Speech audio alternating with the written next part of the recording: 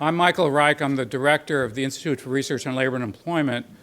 That's one of my hats. Where is Dick Freeman? If I had his hat, I could put on a hat. There he is. Also a professor of economics. And I want to welcome everybody on behalf of the Institute, which is sponsoring this event today, as well.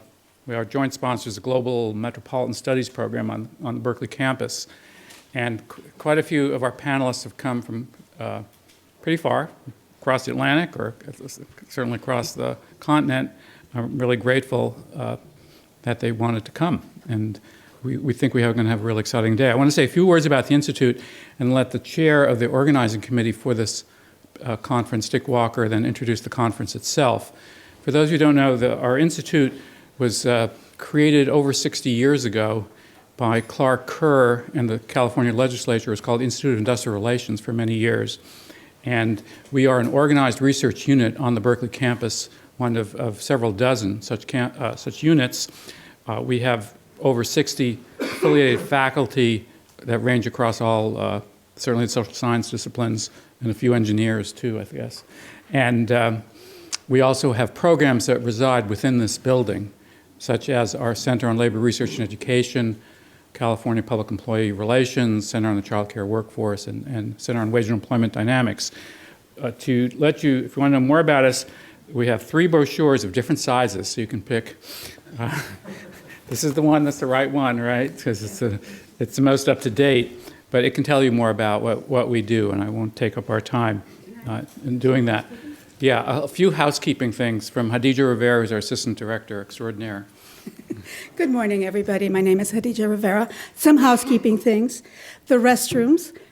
There's 2 restrooms going down this hallway on the other side of the stairs that go down. And there's a women's bathroom and a multi-use bathroom. The men's additional bathrooms are on the 2nd floor. Up the landing, you walk that way, and you'll find it on your right-hand side. The women's bathrooms are on the 3rd floor in the exact same direction. So I just want you to be aware of that. The other thing hopefully you all have a pen and a little piece of paper, because I want to give you a code so that you can come in and out of the Institute easily without waiting to somebody to open the door for you. The door code, if you go to the panel, you press start, pound number, and 1288. It's a little delay, but that should allow you to come in to the building without having to knock or waiting helplessly for somebody to look at you. So if you need the code again, it's 1288. 1288. 1288. If you didn't remember it or you need to find out again, please see me. I'll be around. Thank you. Thank you, Hadija, and thank you to you and all the other staff who worked very hard on this event. I want to mention that there's some seats up front, and since there are probably some later people come in later, it'll be less disruptive if anyone wants to move up front now. And there's some nice, comfortable chairs over on this side too, that with clear view of the screens. Okay, Dick, would you like to?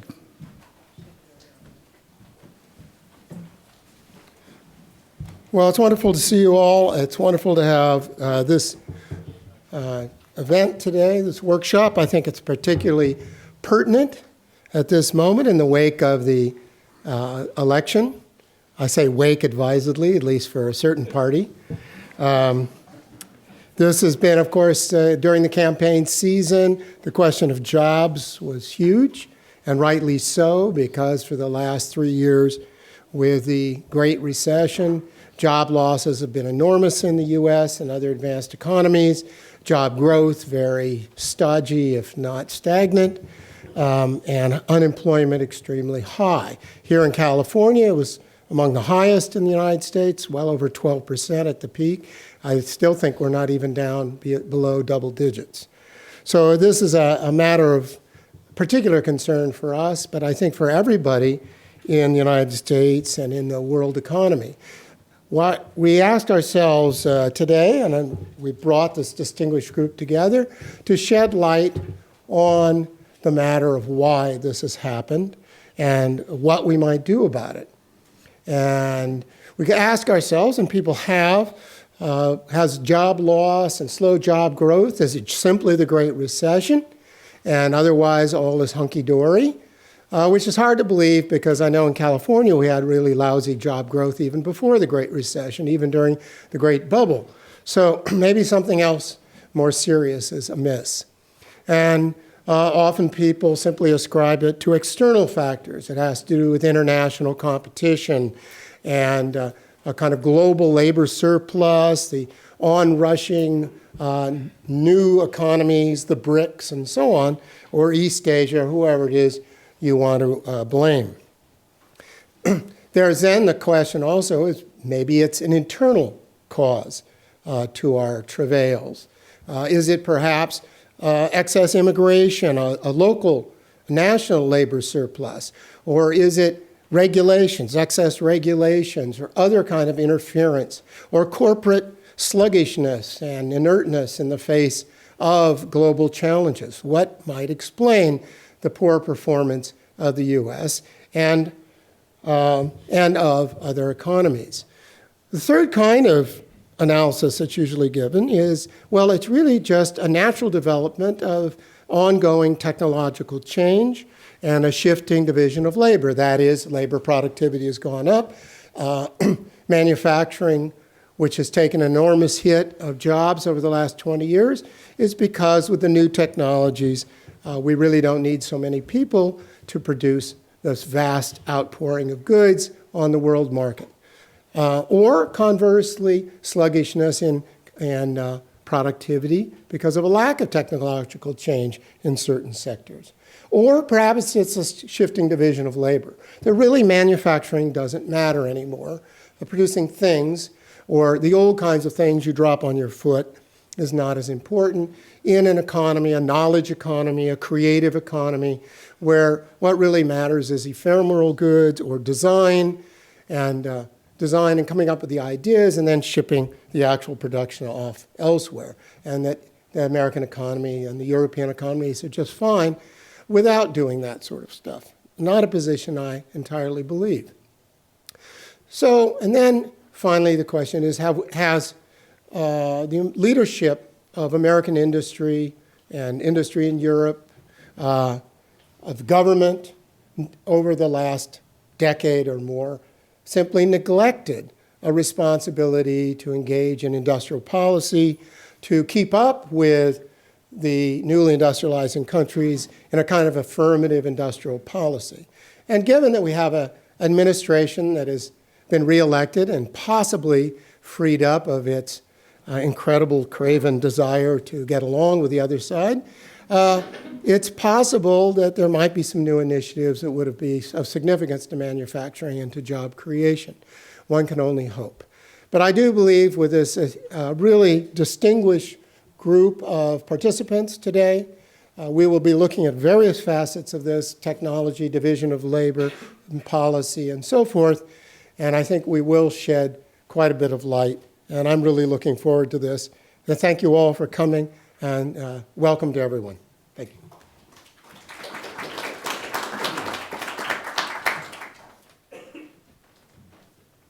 I'm back with my other hat as the moderator for the first panel. And here's how we're going to work this. We have 2 hours. After that, you'll get lunch, early lunch, and then a lunch speaker. And the program lists the people on the panel. We're going to hear first from David Dornfeld, who's the chair of the Mechanical Engineering Department at UC Berkeley. I'm not going to give extensive introductions because those are on our website or in materials that you can get, and that way we have more time for the presentations. The second speaker will be Gerhard Bosch, who is the director of the Institut for Work and, what is it? Skills. Work and Skills, thank you. In Germany, he's also been the key person on a series of Russell Sage volumes on low-wage work in Europe and compared to the US. Our third speaker will be Steve Vogel from Political Science, right? Department at Berkeley. He'll be focused on Japan. And Rob Scott from the Economic Policy Institute and one of our great alumni of the Berkeley Economics Department will be speaking on the US and China, I guess. Those are the countries we're mainly going to be looking at this point. So I have a little presentation to make that hopefully to get framework going for the panel and for the whole day. First is, yeah, that's the panel. Okay, keep going. All right, I guess that's not the most recent version. Anyway, I wanted to define manufacturing, which is, so we have a common definition, and I think Adam Smith defined it as things that can be stored, basically, as opposed to services, which are not storable. And as we'll see, I'm sure, over the course of the day, the definition is actually pretty fuzzy in terms of its boundaries. Goods and services aren't always that distinguishable. And the big question that we'll be addressing is, are goods and services, or manufacturing and services, in conflict or in competition with one another, or can they work together in some kind of synergy? It's often said that we, as Dick mentioned, that we're transitioning from a goods to a service economy, or have been for some time, but I think the reality is more complex than that is. Similarly, the relationship between innovation and manufacturing, I think, also is something we need to address critically, and we will in the third panel of the day.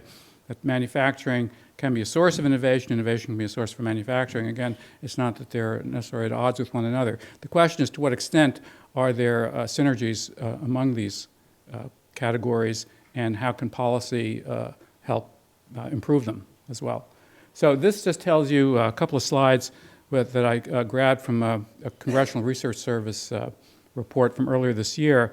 What surprised me on the first one, that you've already had a chance to look at here, is that the idea that the U.S. is not making stuff is really wrong. We are still the largest manufacturing economy, and maybe not for long if that data on China is correct, that there's reason to doubt it. But certainly China is rising in terms of manufacturing. We are twice as big as Japan, 3 times as big as Germany, even though Germany is seen as the advanced wonder of the manufacturing world. It probably is in many respects. And then a lot of other countries are way down below that. So manufacturing is still quite important. And this chart, though, says, well, actually, the relationships among these 4 countries has changed quite a bit. Our share of global manufacturing value added has been coming down, though not in a monotonic way, not steadily. China's has certainly been increasing, and you can see there Japan and Germany. I'm not going to spend lots of time on these, but just to kind of say, look, here's some gross facts to have in mind. Next slide is manufacturing employment. We'll be talking a lot about this, I'm sure. This is just since 1990. The picture looks very different if you go before 1990, as Rob will be telling us. But here you can see that we are not alone in having a big decline in manufacturing employment. So something not just about U.S. institutions that's at work here, for sure. Okay, and this one I didn't have the time to clean it up. There's too many countries on here. This is the compensation level, and what have you got? U.S. is about $35 in 2010, and average compensation costs in manufacturing. A lot of countries are close to ours. UK essentially the same. Some countries are now higher, considerably higher in a few cases, though there's always exchange rate fluctuations you have to be careful of here. And there's a lot of talk, some of it's coming from the National Economic Council in the White House, that we can have manufacturing revival, that we're now in a position to outcompete some of our competitors who have been beating us for some time. If China were on this, it was not included for data quality reasons, it might be about $1.50 or $2, or depending on what year and part of China you're talking about. And that last slide, and this one's a little harder to follow, but it's unit labor costs, because the competitiveness is a function largely of unit labor costs, productivity and wage costs together. Unit labor costs are, what are they, wages divided by productivity, or is it the other way around? Wages divided by productivity. Yeah, okay, yeah, so by output per hour. So anyway, the pink or purple line here shows that unit labor costs relative to 2005 and relative to other countries have actually been falling in the U.S., which certainly is, I think, a surprise, not just since the recession, but even beginning in the early 2000s. So that's the hope for, where some of the hope for revival comes from, just by looking at these quantitative indices. Of course, institutions matter and so forth, and that's what we're going to hear about from each of the speakers. So first, David Dornfeld.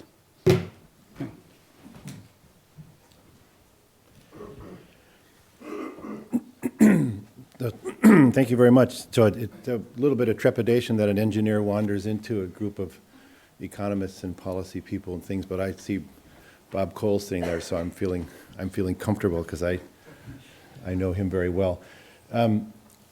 It's also difficult or challenging or anxious to be the first speaker in a panel of people, so I don't know what they're going to say, and I don't know what the rest of you are going to say, but I'm going to tell you what I'm going to say, and we'll see how that goes. I'm a manufacturing person, meaning I do basic research in manufacturing, so process systems, optimization, sensors, control, all the things that you would imagine that have to go with making a factory operate and converting a product from a design into a real something you can drop on your foot, which I think is a very good definition of manufacturing.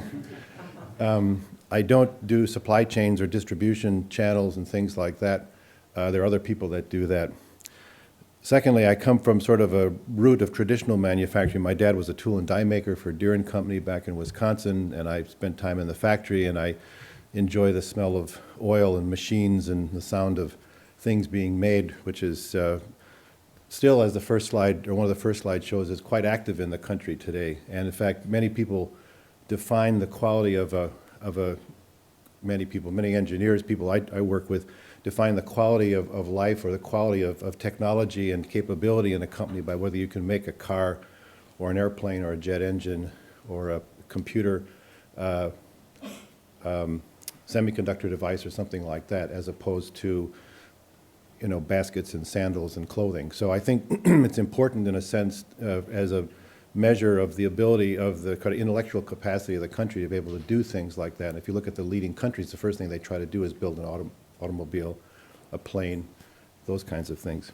Anyway, so I have a few slides. I can do this here? I guess I can.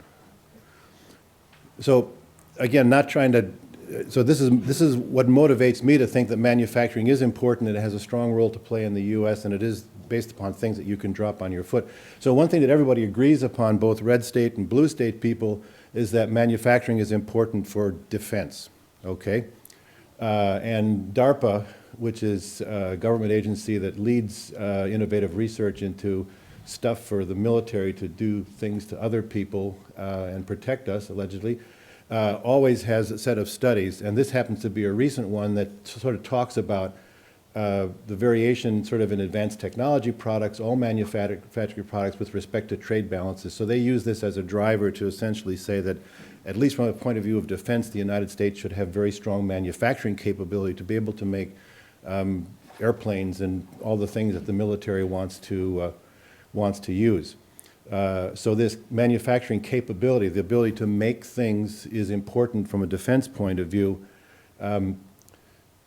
This is another chart that came up in that presentation, but also was included in a recent study that was presented to OSTP for the Obama administration. I think most of you have seen this, but it's very interesting when engineers see it because they see that with respect to agriculture and manufacturing, those are the two that essentially for every dollar of sector activity return more to the economy. Now, I mean, economists may argue with this, and I'm not saying I agree or I know the basis of this, but for me it looks very encouraging, and I think at least it tells me that if someone just wants to go and make apps for the rest of their life, they're somewhere down in the $0.88 impact as opposed to $1.35, but others may disagree.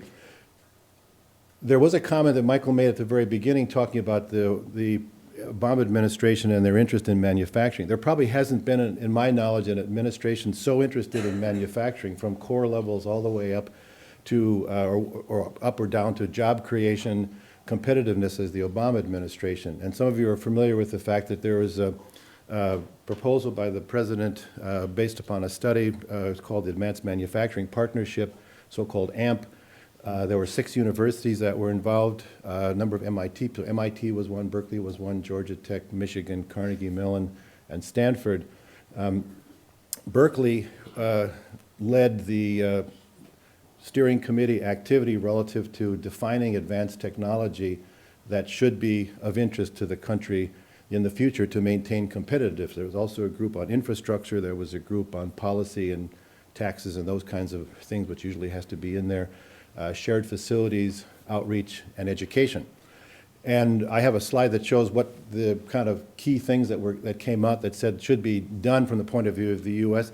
And it really was, the question was, what can you do to create more jobs, create jobs? Number two is, what is the tipping point for offshoring of jobs and technology with respect to this? Why can we do innovation in the U.S. and create great products, but we can't build them here? So the example is, you take your iPhone out and it says designed in California, and it says produced but manufactured in China. So why the solar panels, cell phones, et cetera, why is it developed here but then manufactured someplace else? And it's not just because of labor costs. And then we'll talk, this is why I think that there's a great potential for manufacturing, continuing great potential for manufacturing in the U.S., and it's not just because of labor costs. So next slide is, so let me define what I think manufacturing is. Everybody talks, I'm always amused when I see economists talking about manufacturing, simply because it's sort of, you know, the sense of engineers is sort of looking at the data from the outside, sort of staring through the window and seeing what's coming out. And then those of us that are in the trenches doing the manufacturing see something different. We don't always see the big perspective. But here's what manufacturing looks like. So actually, if you go all the way from the design to performance and service, and this is a DARPA slide, and they're talking about there's all kinds of reconfigurations and do it this way, do it that way, but basically the same boxes are being rearranged. So if you think about everything from the left to the right up here, there is design for manufacturing, there's manufacturing for design. So there's a close link between how you design the product and how you make it in terms of material selection, process technology, what it looks like, what the shape is, what its performance are. You have to do a prototype of it. You have to develop the technology to convert the prototype into a product. You have to then make the product, so that's Foxconn, product manufacturing. You have to make sure that you can guarantee the quality output of the manufacturing meets certain specifications. So you're worried about throughput, you're worried about quality, you're worried about yield of the process. And then finally, you're concerned about, assuming you know the connection between qualification and certification, how it works in service. So you hope that it keeps working. I always tell the students, I mean, the Japanese have a great situation. They don't have enough domestic capability or domestic demand to buy everything they make, so they have to make products that have to compete worldwide. Whereas in the U.S., I always said the problem with the old auto industry is they could sell every car they could in the United States, and they didn't have to worry about shipping it overseas. And my dad was very happy if something broke, he'd take it back to the dealer because the dealer could fix it right away. So, I mean, what's wrong with that? So all of these things are manufacturing. Now, the issue is, what do you need to do to be able to successfully do the box that's in the center, product manufacturing? So if you talk to Apple and other companies that make high-tech products, they don't simply do design and prototype and then toss it off to Foxconn. They actually have to make sure that the ability to manufacture and to guarantee quality and performance and understand the technology that's used is as well constrained, as well defined by the designer as it is the design itself. So the manufacturing technology is as important to the functioning of the product as the design itself. So Apple people tell me that, in fact, they have a 100,000 square foot prototyping facility down in Cupertino where they actually develop the manufacturing technology, and then they take it to Foxconn and they try to certify that Foxconn can do it correctly. If you talk to the Foxconn people, they'll say, no, they just give us the drawings and we do the whole thing. And I don't believe that's actually the case from my knowledge. So what this means is you can't just simply say, okay, I can design it and I can prototype it on a computer or do some computer simulation, and then I herk it off to somebody else and it can be done. So you actually do need to understand what the heck you're doing and how you're going to make it, how you're going to control quality and performance in order to do design and manufacturing successfully, and that's something you have to have the core capability here. There's great examples of people who, for various reasons, off-sourced the technology, and then the next thing they knew is the people that they had sent it to were building their product and competing with them in the market. So if you don't want to do that, you have to understand the whole line. Whether the future looks different organization or whatever is sort of up to the speculation and how you run your particular business.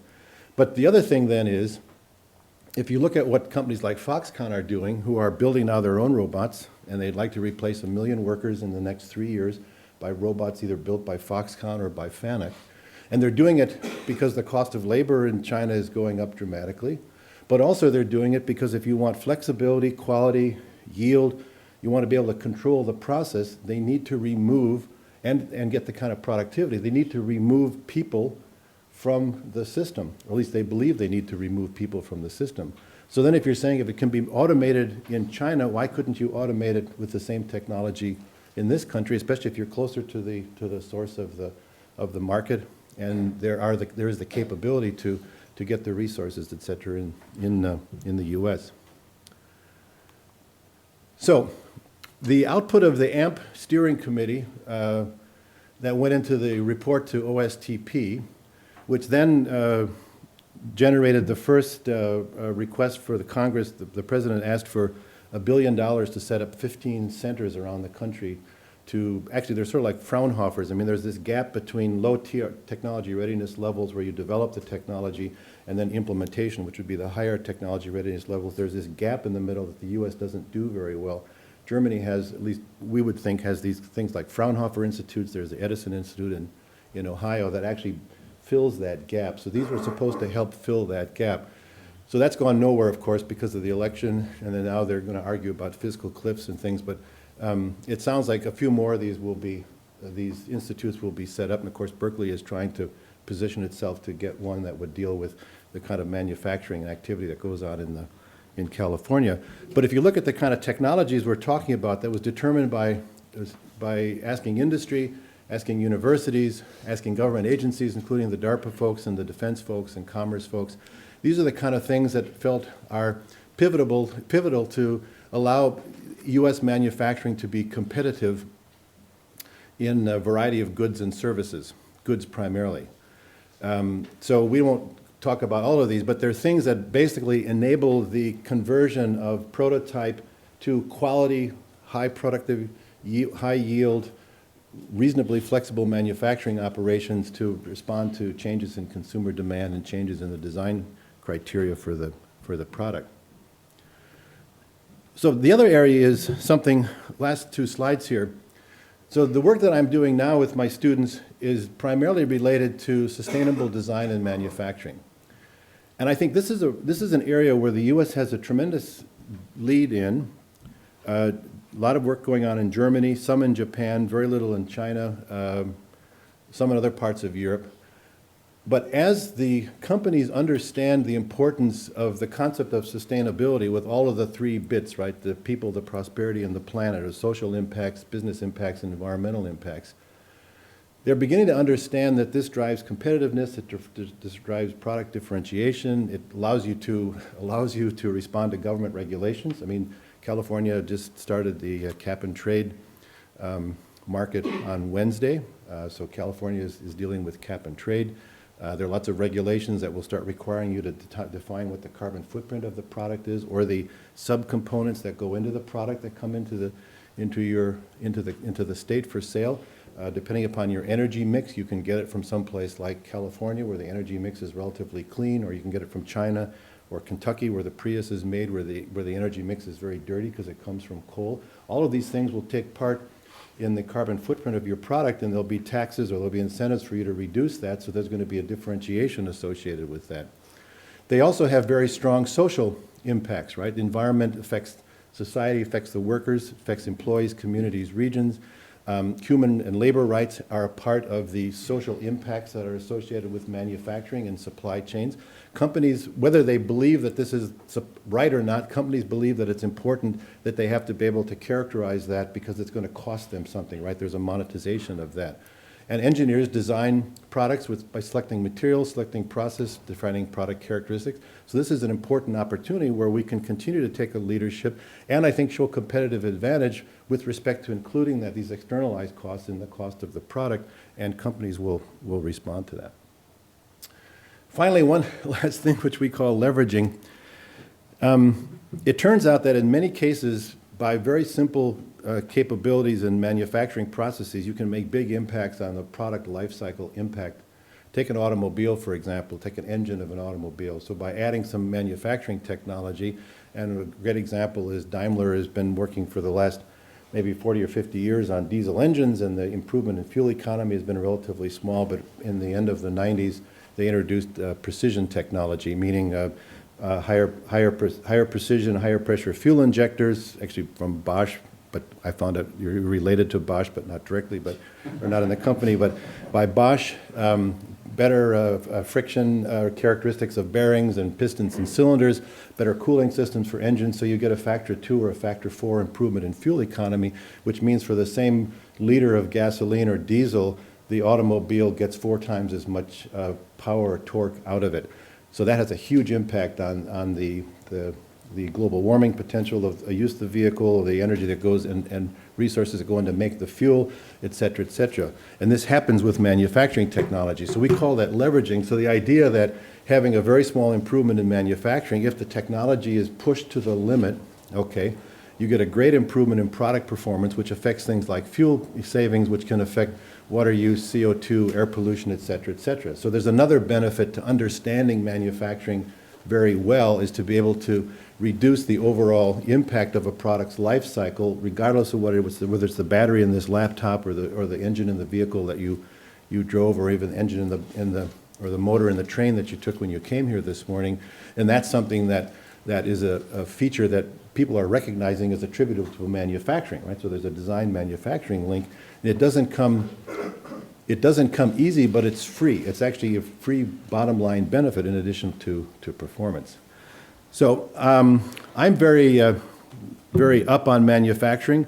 I enjoy very much seeing how these constraints fit into the overall picture. I think what the bottom line is, the kind of employees in manufacturing these days are not the people that used to just kind of bang hubcaps on a Ford for an automotive industry. That's a higher level of education, but which it means a better linkage to a K-12 and to community colleges, more math, science skills, et cetera. But they're excellent. They're well rewarded for doing that, and it's an important part of what we have to do in the U.S. in order to be able to not only address the defense kinds of things, but essentially to make sure that we are able to continue this great innovation conversion into product, but do some more of it in the U.S., but at least do it wherever we do it successfully, because we have to understand that transition technology, the manufacturing that gets from product to, or gets from design to product. So I think I'll stop there.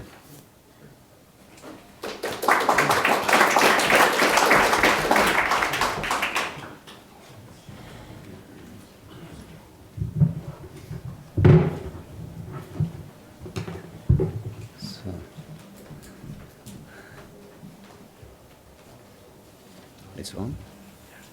Give it a second.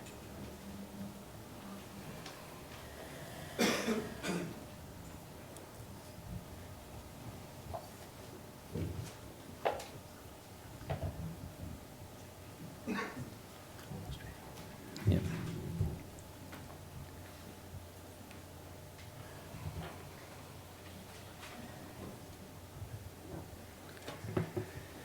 Thank you very much. I'm very happy to be invited to this conference.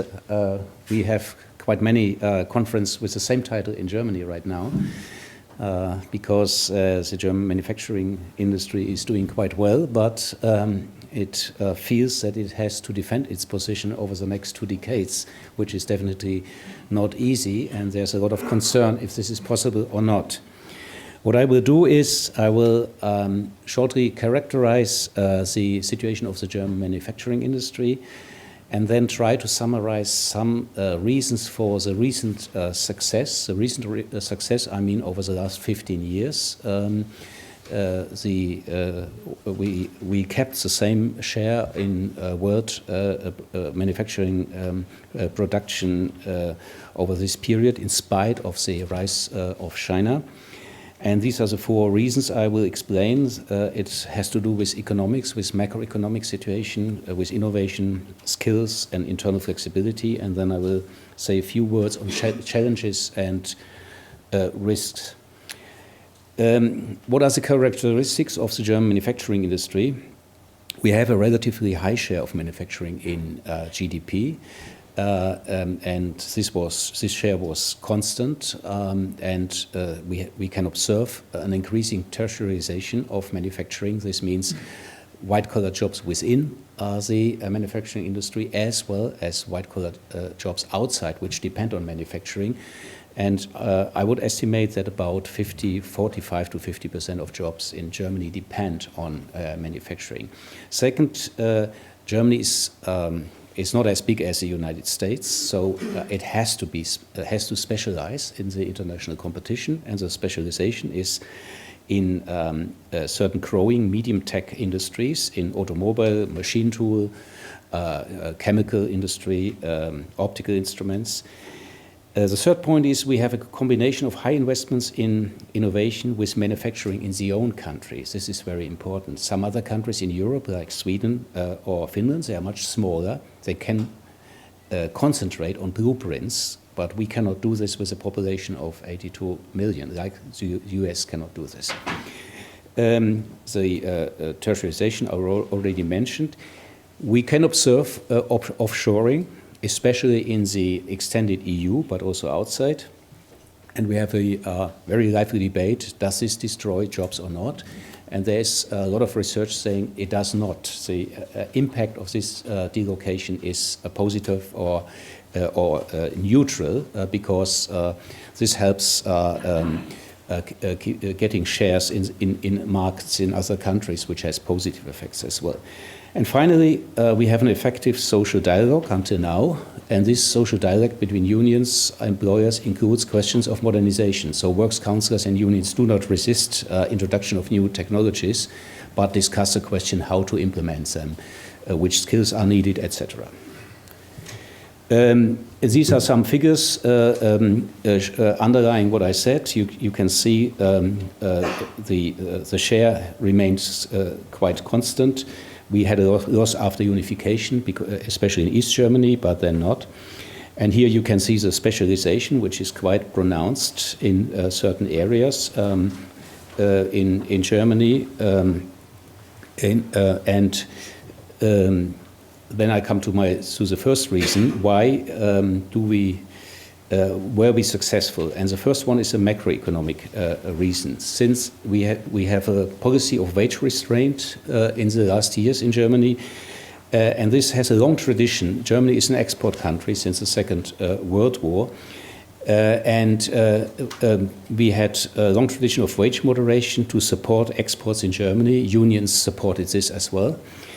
Until the introduction of the euro, we had a continuous revaluation of the German mark, which reduced the trade surpluses regularly.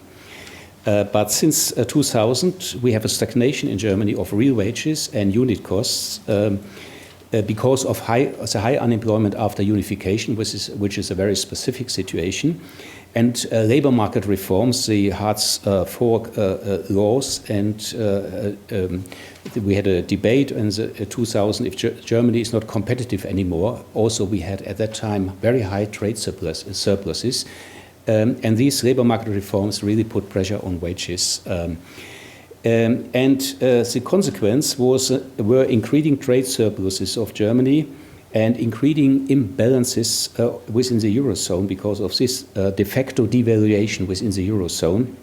And this is one major crisis, reason for the euro crisis.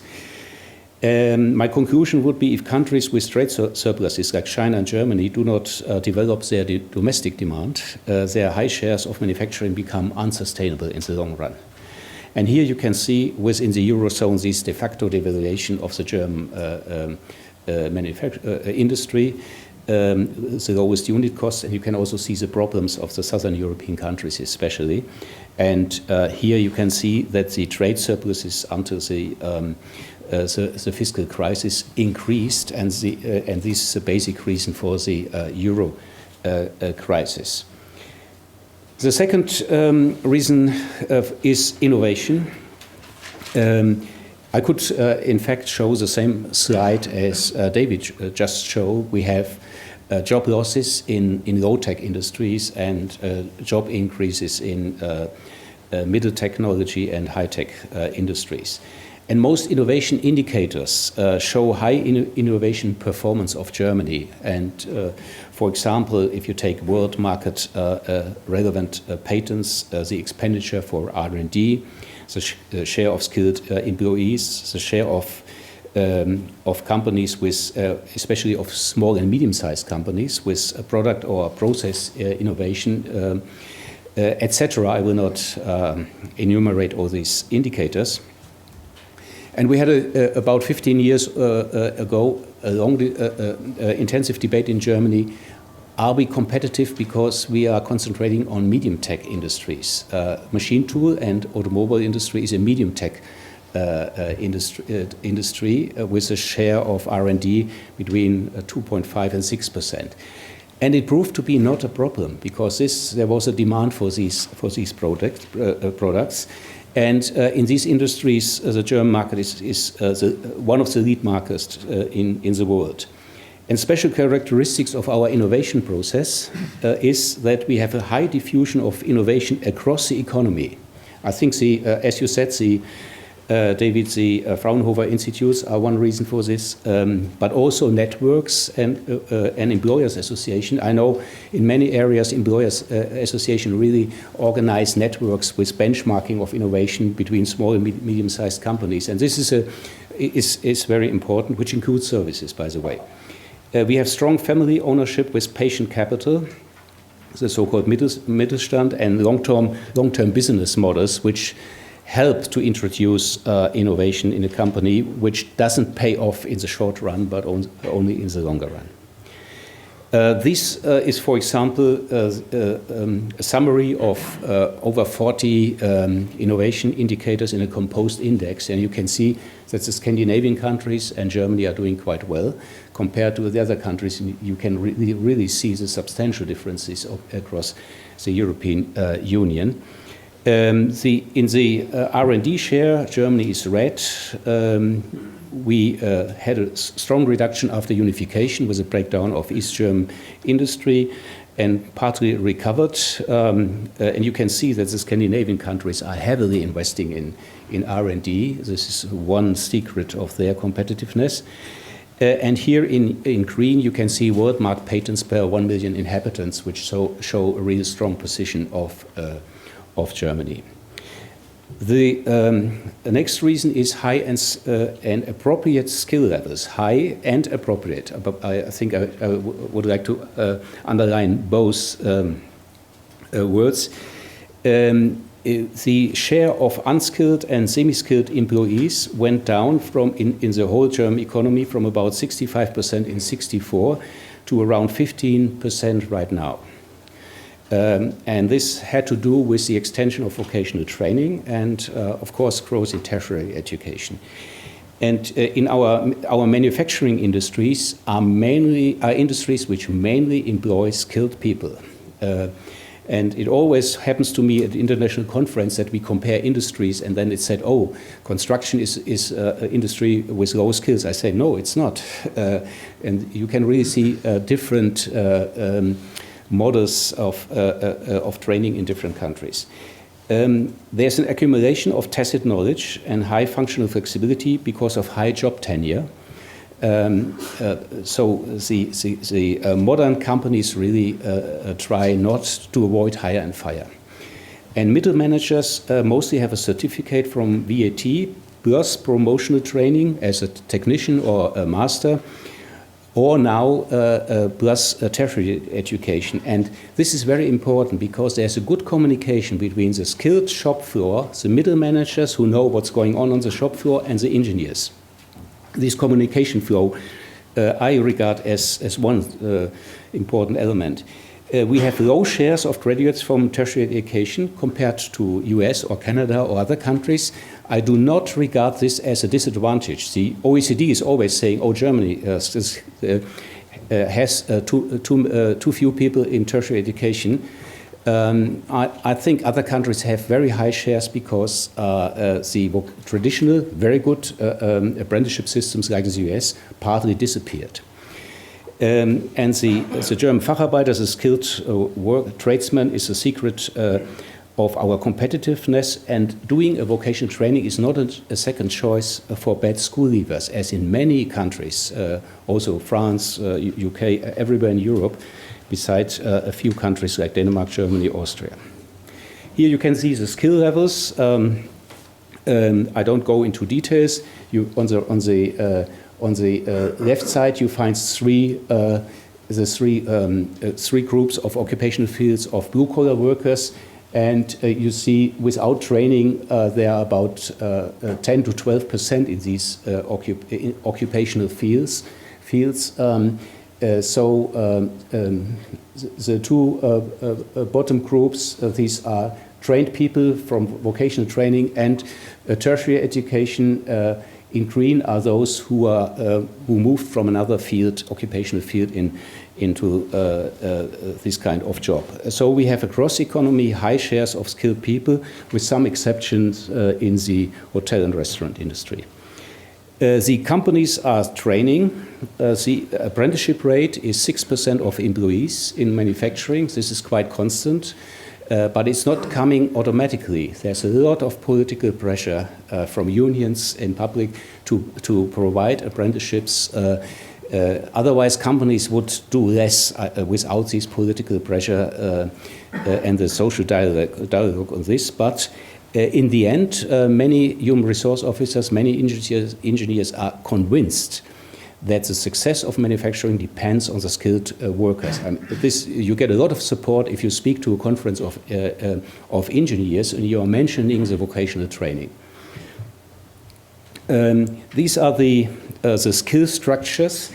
In blue, I've taken the professionals, technicians, and associate professionals from the ISCO code, and you can, and in red, you can see the share of the working population in skilled jobs.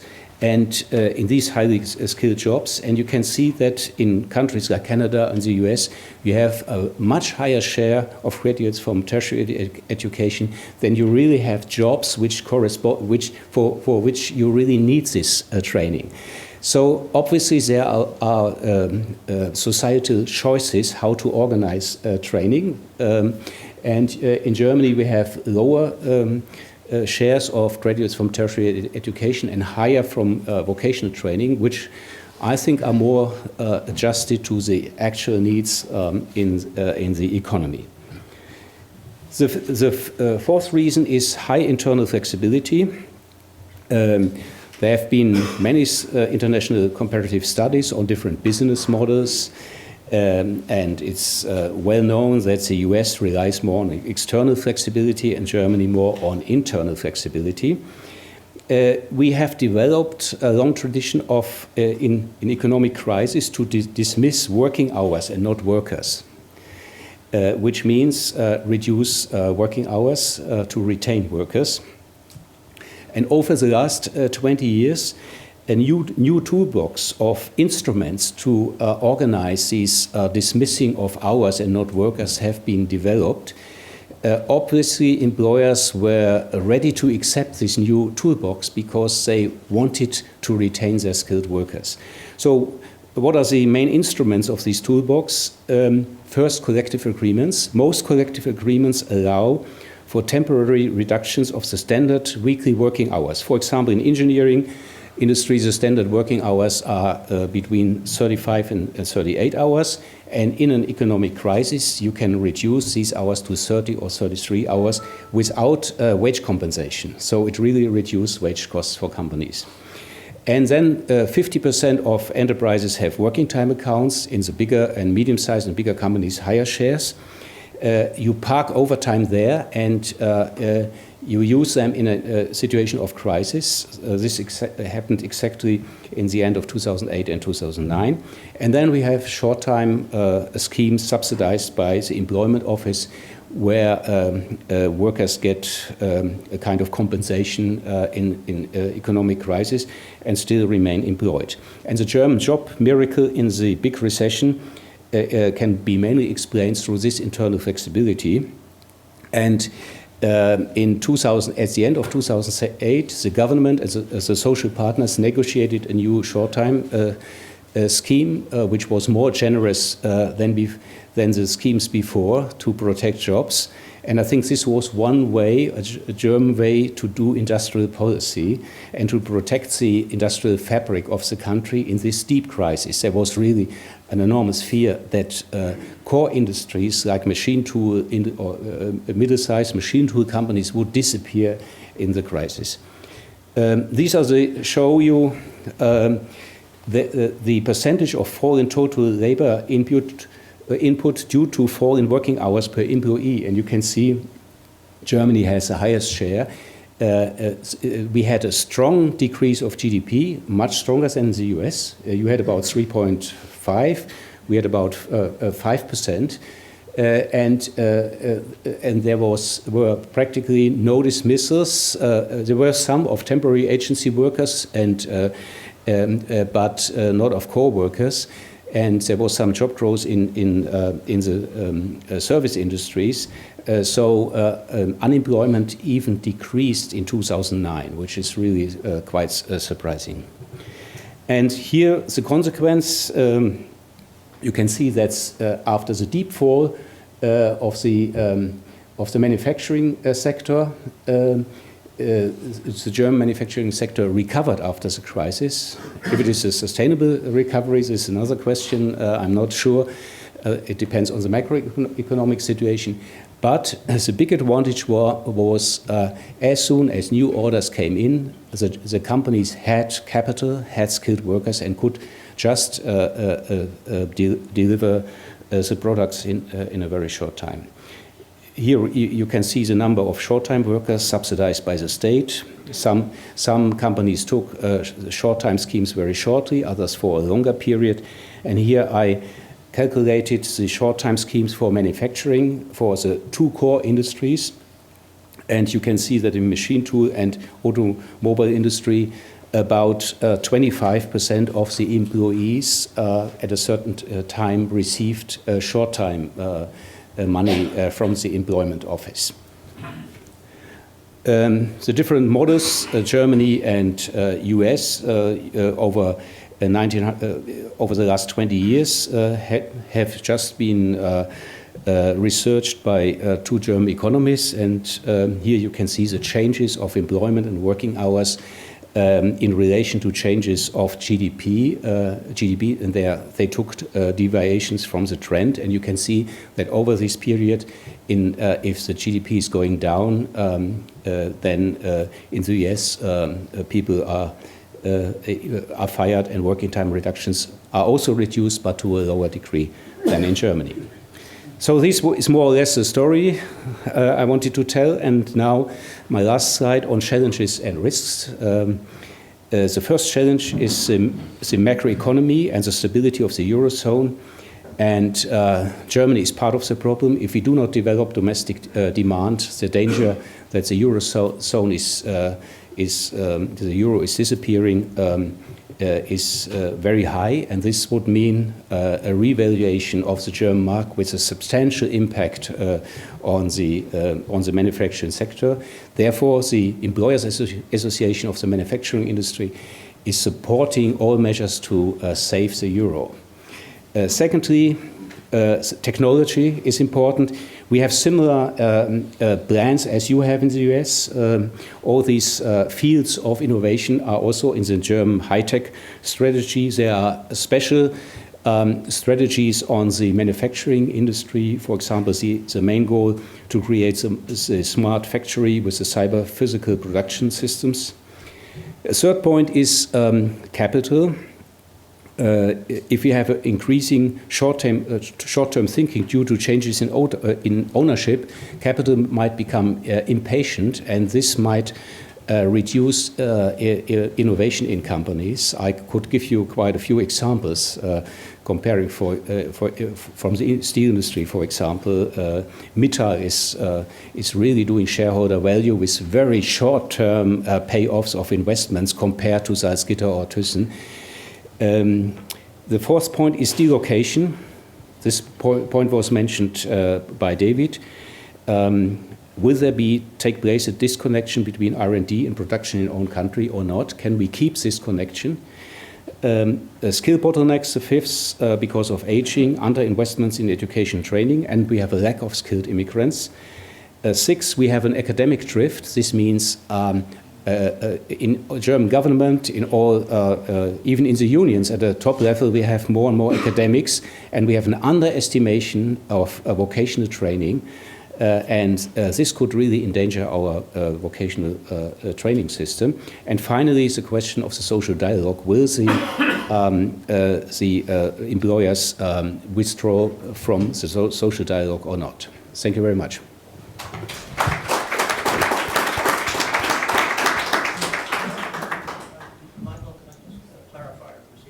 Sure, yeah. It's clear you want the discussion after all. Yeah, we're going to have quick Q&A after the 4 speakers, for this panel anyway, yeah. Sometimes they're just points of what does a word mean. Sure. Go ahead, yeah. Yeah, so maybe you have a microphone, you can, this is Ralph Gomery. No, I just want to. Yeah.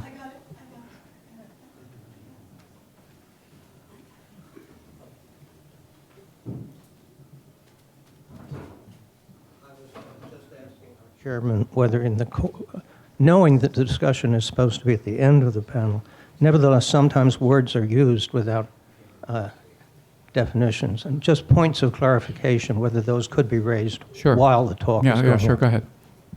Go ahead, ask your question. No, that, Yeah. there was the thing that began with a V. It was a certification you mentioned, for example. Excuse me. It was VET, Vocational VET. Education and Trainings. Sorry, VET, Vocational Education and Training. Right. All right. And the other question was you talked about the employment office. I have the impression that the employment office you referred to was a part of the government. The employment office paid part of the salaries of the people. Yeah, the German Employment Office is financed through contributions from employers and employees, and is a government body. Okay. So Steve is setting up. Vogel is setting up. I want to mention that Gerhard, besides being the director of an institute in Germany, is going to be a visiting scholar here from January through March. So we'll have plenty of time to have more discussion with him. Well, I suspect that's about as cheery as this panel's going to get. Things are going to get a little gloomier right now. Japan has not only suffered from dismal macroeconomic performance for more than 20 years, but it also has lost its edge in areas of competitive strength, like manufacturing, including information technology hardware. So my question is, what went wrong? First, Japan's weak macroeconomic performance contributed to its declining industrial competitiveness because it left the government and the private sector with fewer resources. The long-term appreciation of the yen also undermined Japan's export competitiveness, and it pushed manufacturers to move abroad. Then, of course, the global financial crisis sharply eroded demand for Japan's exports.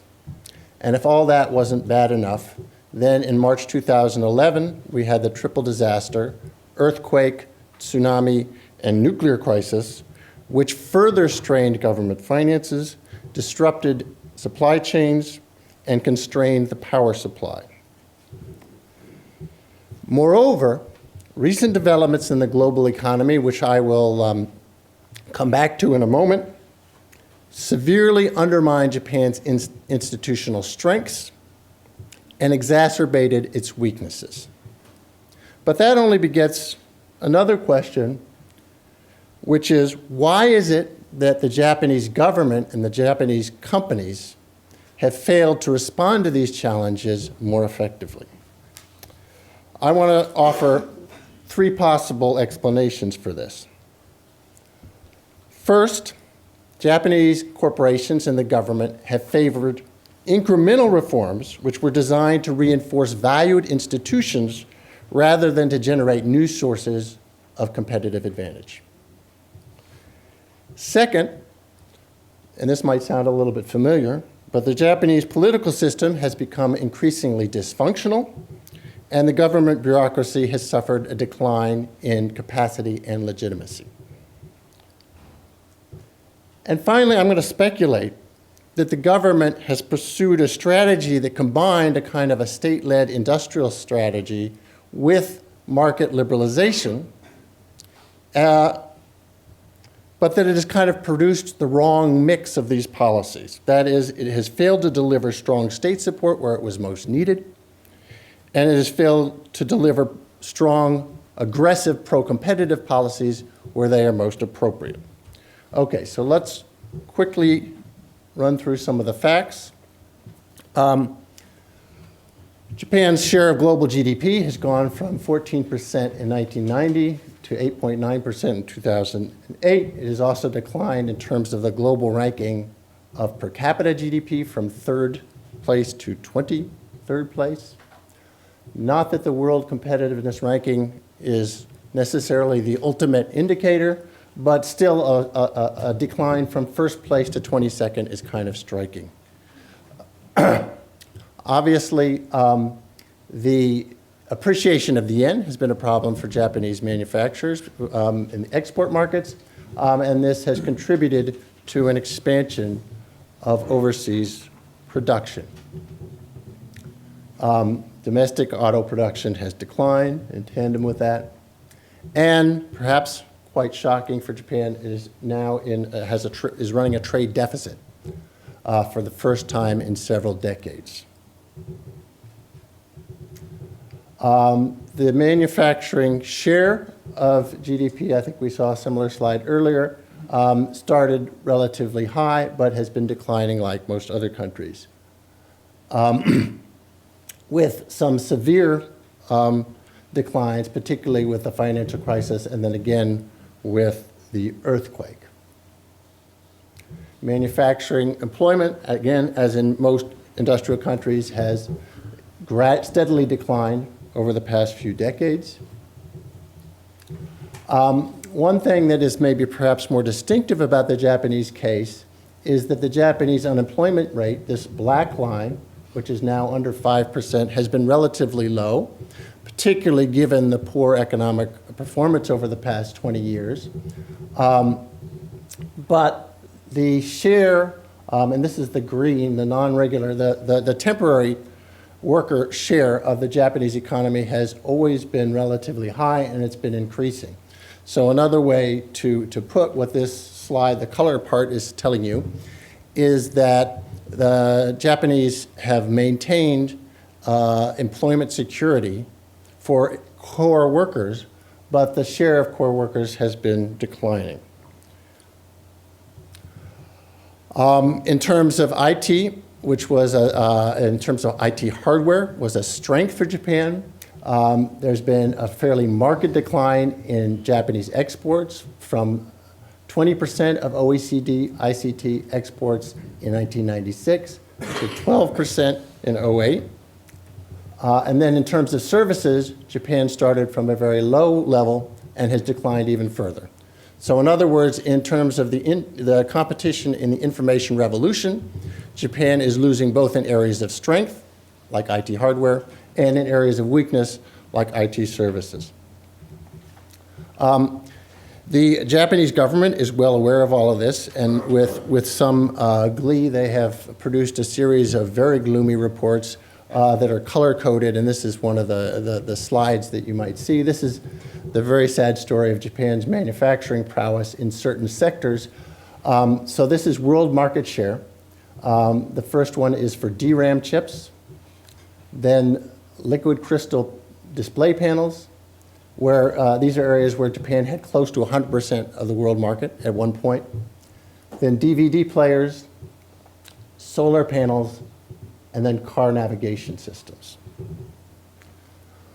If there's any good news, it's that while Japan's strength in assembled products has declined, they have had quite a bit of success now as exporters of electronic components. That's the one green line that's increasing. This is the composition of overall manufacturing, and you can see that everything's declining except electronic parts. But even there's some less happy news. This is an example of the Japanese production component in the production of an iPod in 2005 and then an iPad in 2010. So maybe about 70% of the value was from Japanese parts producers in the 2005 iPod, but then less than maybe 20% for the iPad. So even as exporters of sophisticated electronic components, their share is decreasing in some areas. Then, of course, at the heart of the IT revolution, the US is still dominant in certain sectors, obviously operating systems and search engines, and in software, Japan is nowhere to be seen.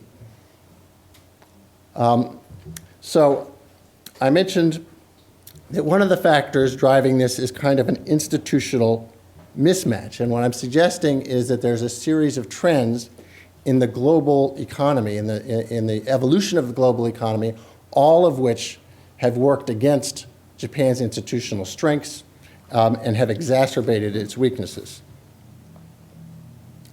The shift from manufacturing to services has obviously affected Japan, and I guess I would add that it's not simply a matter of the service share of the economy becoming larger, but it's also that the line, I think, as Michael was suggesting, between manufacturing and services is blurring, which means that Japan's weaknesses in services and in software are affecting its competitiveness in manufacturing. For example, because the software value of a manufactured product is much higher than it used to be. That becomes a problem for Japan. As I was suggesting, as you move from hardware to software, from integral production to modular production, I'll come back to that one because I think that's an important part of this story. From incremental production improvement to greater emphasis for greater demand for radical innovation. And then Japan is caught in what the Japanese like to refer to as the Galapagos syndrome. This is, in a sense, what David was suggesting about the U.S. economy. Now Japan has moved in that direction. In other words, that the producers are so reliant on the domestic market that they fail to produce effective products for the international market. And the kind of emblematic example of that is Japan, that makes the world's best cell phones but can't sell them anywhere except in Japan.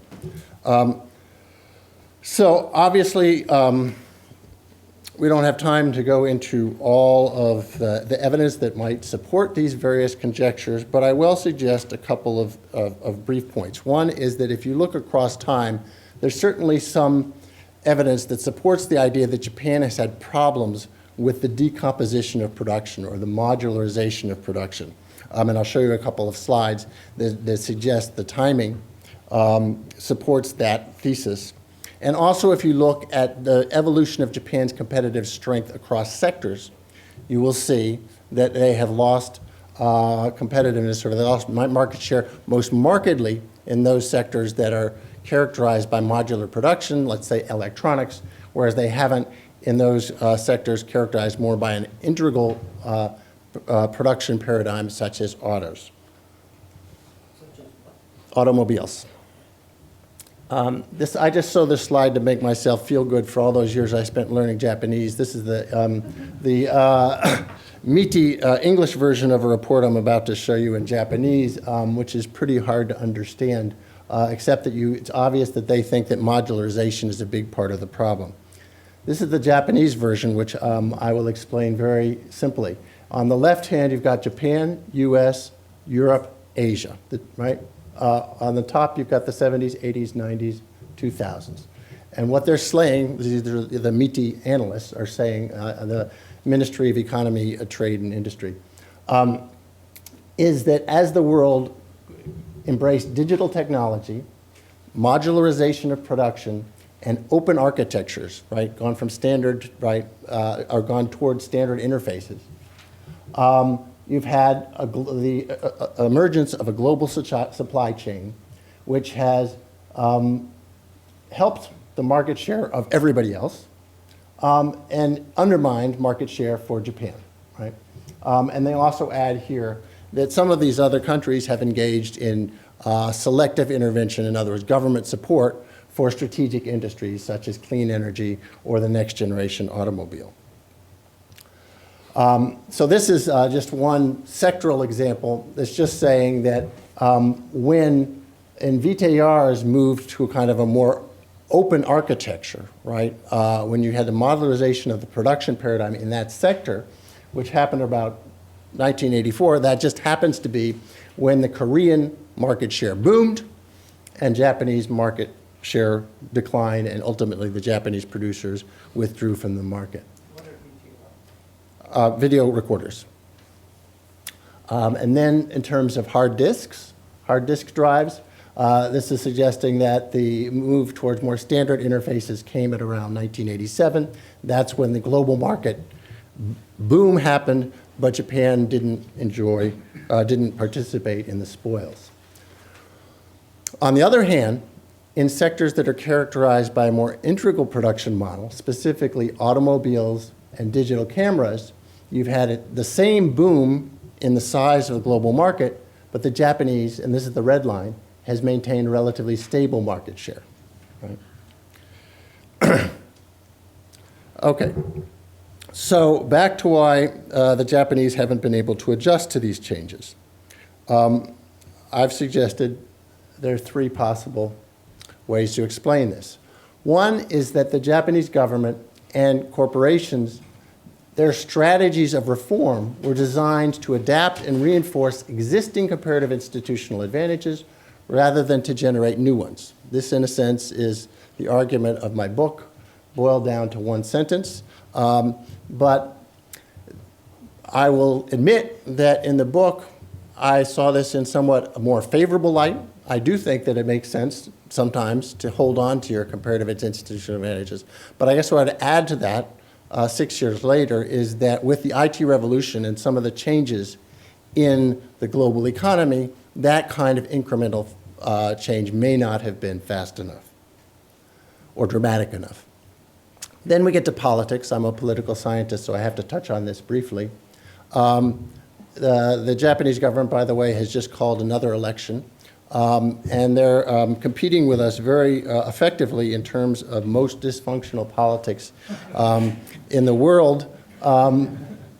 And so obviously a lack of political leadership has been a problem. But actually, I would argue that Japanese politicians have never been the leading force behind coherent economic strategy in Japan. And so that the actual problem, the real underlying problem, has been the loss of the prestige, the legitimacy, and the capacity of the bureaucracy to design and implement effective policies, right? Particularly in terms of competitiveness. Finally, I just wanted to suggest one hypothesis, which is that Japan, to the extent that it has been enacting policies, may have been targeting the wrong mix. So if you think about it, I've been talking about how maybe politics or the kind of the bureaucracy has undermined Japan's capacity to respond to these challenges. But that, of course, begets the question, what is it that Japan should be doing? One possibility is that Japan should really, because the logic of the international economy really favors a more liberal market model, Japan should be moving aggressively in that direction. I guess I'm going to suggest that each of these three possibilities, I think there's some truth. But maybe I'm going to decide slightly in terms of the third as a kind of a synthesis. The opposite argument would be that Japan, in its effort to kind of partially reform, has been undermining its own institutional strengths. It's been weakening the ties between government and industry. It's been undermining the collaborative nature of the relationships between companies, workers, suppliers, and banks, right? And so Japan has to kind of rediscover its own strengths. Finally, I'm going to suggest that maybe Japan's been doing a little bit of both, but it's ended up with the worst of all worlds, right? In other words, that Japan was right to combine some market liberalization, right, more free market-oriented policies, with some residual state support. But it's gotten the mix wrong. And here's where I think a cross-national comparison helps. If we look at South Korea, for example, Japan's biggest rival, and the boogeyman in these Japanese government reports, South Korea and Japan have both succeeded in the post-war era with a strong state-led growth strategy, combined with collaboration among private sector actors. But in recent years, South Korea has been gaining market share in manufacturing and in IT hardware in particular, while Japan has been losing. Korea has both been more aggressive in liberalizing, particularly in areas where that's most appropriate. I'll give you an example would be telecommunications liberalization. Korea was both earlier and more aggressive. But the Korean government has also been stronger in supporting research and investment in consolidating industry, and particularly in supporting Korean manufacturers in areas that require very large-scale investments, such as batteries, auto batteries, solar panels, and things like that. So the Japanese officials are acutely aware of their competitive problem, particularly with Japan. I'll leave you with one quote from a senior MITI official who said, "While we were talking about leaving things to the private sector," he lamented, "South Korea passed right by us with our own state-led model." Thank you.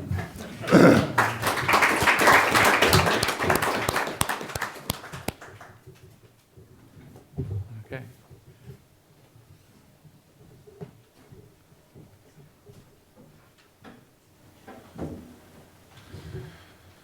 All right. Thank you, Michael. And I'm going to turn to the state of U.S. manufacturing. You all hear me okay over the mic? Great, thank you. I'm going to try and highlight my view of what's happened to the U.S. manufacturing sector over the last 2 to 3 decades, and give a few hints as to where we might go, but leave a lot to be discussed this evening in the policy discussion. I want to begin by noting that the total number of manufacturing employees in the United States was roughly constant for roughly 3 decades, between 1970 and about the early months of 1998. It varied between 16 and 19.5 million workers, but didn't really change very much. Now, of course, the share of manufacturing workers as a share of total employment declined, but the number was relatively constant. Something happened which was very dramatic in early 1998, and I associate that in particular with the Asian financial crisis, which led to widespread devaluations across Asia. It was followed by China's entry into the World Trade Organization in 2001, and what we saw then is the United States began to see employment in manufacturing fall off a cliff. Now, as Michael noted before, it has not disappeared. We still have a very large and productive manufacturing sector. It still employs 12 million workers even today.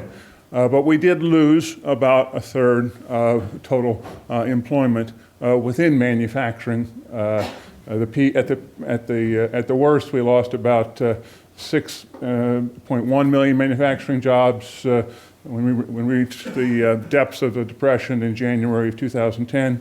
We've clawed back about 500,000 jobs since then. We know finally that the great bulk of these jobs were lost prior to the beginning of the recession, between 1998 and December of 2007. About 4 million of the 5.6 million net jobs that were lost occurred during the so-called Bosch recovery, which was certainly a depression for the manufacturing sector. Now, second, despite widespread claims to the contrary, I would assert that productivity growth was not the cause of job loss in manufacturing. As I described it the other day, you have increasing demand, which boosts the demand for output of manufacturing on the one hand, which would tend to raise manufacturing employment. On the other hand, you have productivity growth. In a simple sense, between 1990 and 2000, those two factors were roughly equal. Productivity grew about 4.1% per year, and the real value added in manufacturing increased about 4.2% a year. So in that period, between 1990 and 2000, manufacturing employment was roughly stable. Skip ahead to the next decade, even going through the business cycle peaks through 2007, you see a sharp decline in the rate of growth of real value added in manufacturing. It declines to only 2.9% a year, while productivity growth remained high, 3.9%. So suddenly, we no longer have the growth in demand holding up employment in manufacturing. If you continue through the entire decade or so, from 2000 to 2011, the contrasts are even sharper.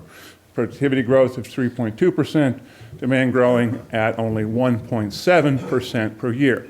So I would assert that it's the loss of demand for manufactured products rather than productivity growth that explains the decline in employment. Now, what caused this loss of demand? It's been pretty clear. We've seen this slide before. This looks at the trade deficit in manufactured products. It grows dramatically from, particularly if you start around 1997, when the Asian financial crisis started, looking on the left axis, and the dark blue line, which measures the manufacturing deficit in dollars. We started from about a manufactured goods trade deficit of less than $200 billion. It peaked at just a little less than $600 billion in 2007. It declined sharply in the recession and has grown dramatically since then. So I would make the point that any recovery in manufacturing employment that we've seen over the last 2 years, the 500,000 jobs that we've recovered, are entirely due to the recovery of domestic demand. Clearly, the trade deficit is growing in this last decade, in this last 2 years, and that has actually resulted in net decline in demand for domestically manufactured products. Now,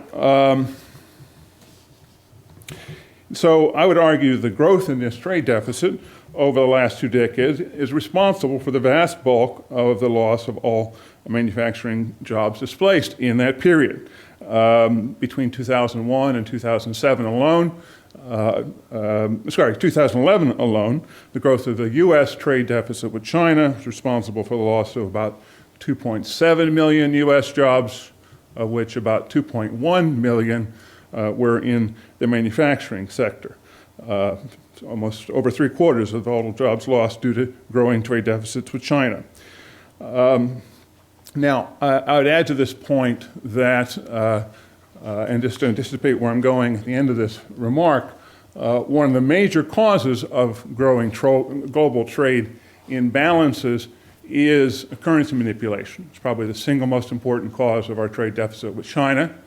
And it's not just a problem that we have with China. And I want to clarify something that Michael referred to earlier. I've talked a lot in my own work about the jobs lost due to the growing trade deficit. We've lost 5.5 million jobs. They're going elsewhere. It's not just China. According to recent research by Joe Gagnon from the Peterson Institute, he's identified about 20 countries that are responsible for global currency manipulation.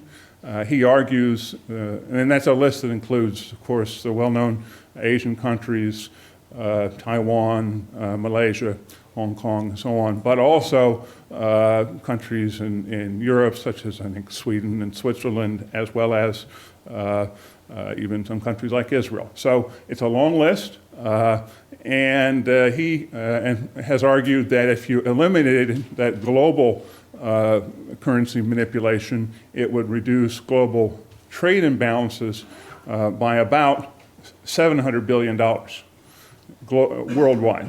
That is enough to help essentially most the U.S. and in many ways Europe recover in a large part from the effects of the global recession. He's estimated that the effects in the U.S. could be anywhere from $200 to $400 billion of increase in domestic demand. Now, the next slide and last slide I'm going to talk about makes this point, looking through the lens of value added. As I mentioned earlier, between 1989 and 2000, U.S. value added was growing rapidly at about 4.2% per year, but the rate of growth of value added in manufacturing declined dramatically thereafter. As I said earlier, fell down to about, I think, 1.7% per year. So as a result, we've had a much flatter rate of growth of demand, actual demand for value added coming from manufacturing over the last 11 years. In 2011, the total output of the manufacturing sector was 1.7 trillion, about 12.6% of GDP. Now, if in fact we had achieved balanced manufacturing trade, if we had eliminated that trade deficit and we simply added that to the actual value added of the manufacturing sector and agreed, and this is a very rough approximation, but it serves our purpose, I think, just for purposes of comparison. What you see is that actual output of the manufacturing sector could have been reached as much as 16.8% of GDP in 2006. That's the blue line on the top. The sort of purple line in the center is a counterfactual, with manufacturing continuing to grow at 4.2% a year. By 2011, if it had continued to grow at 4.2% a year, output would have reached 2.2 trillion, 16.5% a year. In other words, we would have had an additional $500 billion worth of output in the manufacturing sector. Closing the trade gap in manufacturing goods would eliminate about 2/3 of that, would get us up to about $2 trillion. So there's another $300 to $400 billion worth of manufacturing output that could be captured by eliminating U.S. trade deficits in manufactured goods. I think, as I suggested earlier, I think the most important way to do that is to eliminate currency manipulation globally. Clearly, we also need to make substantial investments in greater workforce training, as we've heard earlier, and I think from Gerhard Bosch, and other industrial policies such as investment in R&D and so forth to help us to rebuild the U.S. manufacturing sector. I look forward to hearing much more about that later today. Thank you.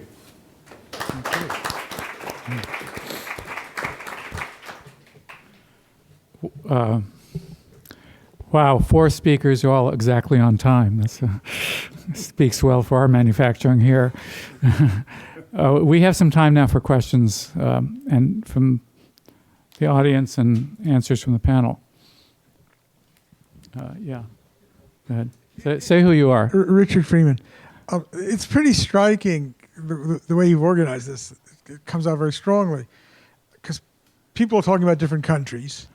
Each country has its own specific concerns, and the counterfactuals, Bosco put some counterfactual things up. I'm sure the counterfactuals that the different country policymakers make are totally inconsistent with the global economy. I mean, and so I'm not sure whether somebody has done some, maybe the World Bank or someone like this, to take, if we're going to have a growing third world moving ahead, if we're going to have Korea catching up with Japan, there's got to be a what's the right word, a supranational way of looking. And maybe the Japanese government can't do that, and the U.S. government can, and the German can't. But there's some element of why the Southern Europeans, I think Gerhard put it, are doing poorly is because they locked themselves into a euro, and that's making Germany do well. And somewhere, I think we need some broader, almost a general world equilibrium analysis, as opposed to what we're all doing is, I worry about the U.S., some of us are U.S., Germany, wherever it is. And so maybe some comments about that and how people have thought about this, because I'm sure they have. Okay, do we have people who want to speak to this point? Yeah. Okay, so why don't we hear from Ralph Gomery and then from Gordon? You had your hand up too. On Richard Freeman's point, in research that I have done with Will Baumol, we have analyzed the possible equilibria in a completely standard economic model, the Ricardo model, and just what is possible with limits on what technology can do, right? Just that you can't produce a car a second with one person. We'll put some limit on that. And if you consider the possible economic equilibria in which the only restraint is that the productivities be possible ones, you will find exactly what Richard was talking about, which is that the best outcome for a particular nation, we are limited to 2, right, but we could extend to 3, is not the one that is best for the world. The outcome best for the world is a pretty good one, but each of the individual nations could do better than that. In other words, there's an inherent conflict between maximizing a nation's product output and consumption and the outcome best for the world. All right. Somebody here raise their hand. Yeah, let's have a few questions or comments, and then we'll have the panel respond. So I have a specific Say question. who you are, too. This Gordon Hanson from UC San Diego. I have a specific question for Steve Vogel on Japan. And you closed with the Japan-Korea contrast, which I think is a very interesting one.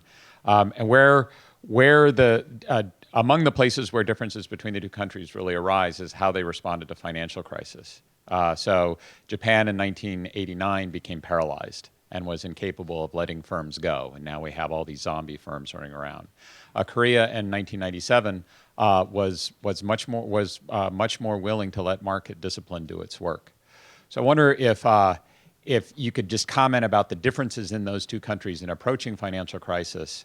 Is this a deep difference between the two countries? Is it different approaches to how they've accommodated convergence in their technologies to the rest of the world? Or is it just reflect kind of differences in politics in the two places?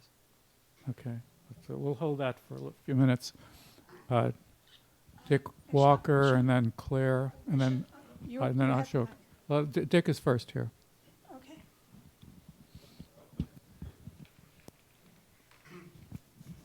Well, first a comment. Who are you? Oh, Dick Walker, UC Berkeley, geography. First, it's kind of interesting that the presentations on Germany and Japan emphasize the internal reasons why they were either successful or failing, whereas the discussion of the U.S. by Rob it's everybody else's fault, which may point to a problem in our whole outlook here.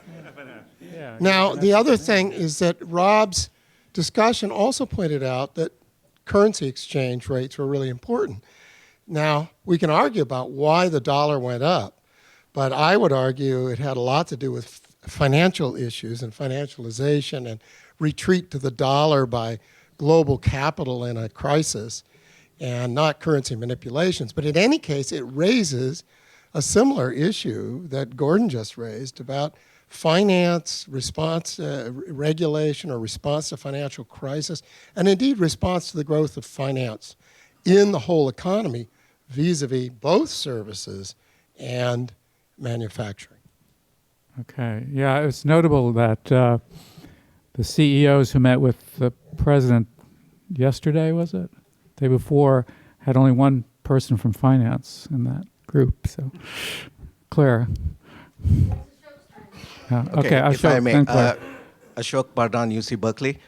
Just wanted to add a quick sentence to what Richard Freeman and Ralph Gomery said.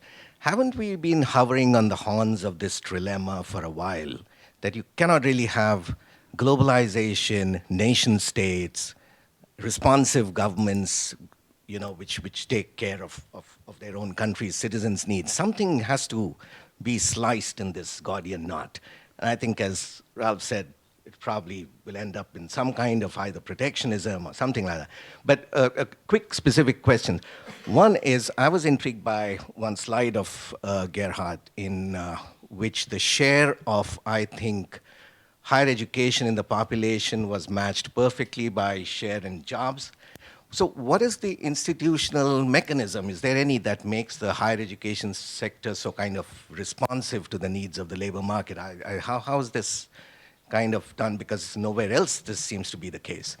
And very quick to Robert Scott. The trade deficit has, in manufacturing has always been kind of played up. But what is, for example, the share of US multinationals exporting back from China to the US? That's a big part of the story too. Thank you. Okay. Claire Brown, UC Berkeley Economics. So from what everybody said, I wanted to ask you the question of, even if you have an optimistic forecast of developing high-tech or medium-tech manufacturing at home,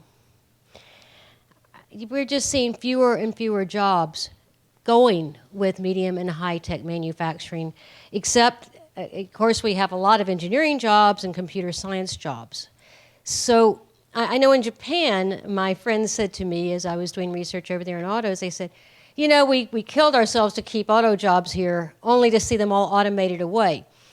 And so I would really like for you to address this whole issue of, even if we do rebuild high-tech and medium-tech manufacturing capability, how many jobs are we going to be creating, especially outside of engineering and CS?